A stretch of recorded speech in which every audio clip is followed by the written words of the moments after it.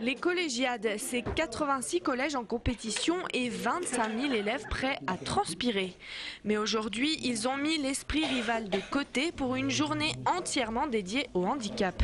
Les 400 élèves du collège Martin Schongauer à Oswald ont participé à des activités sportives accessibles aux personnes handicapées.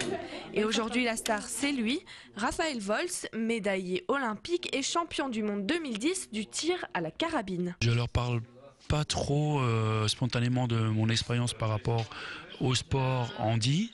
Je leur parle de mon expérience tout simplement en tant que sportif, quoi. On voit qu'ils sont déjà un peu sensibilisés au handicap puisqu'ils ne me parlent pas de mon handicap dans le sport. Ils l'intègrent totalement, quoi. Ensemble avec nos différences, c'était la journée qu'il fallait pour honorer la devise.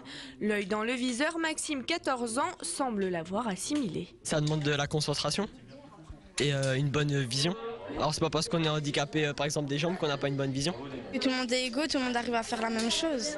Est-ce que tu trouves ça plus ennuyeux qu'un autre sport? Non, c'est marrant quand même. On s'amuse bien, enfin voilà.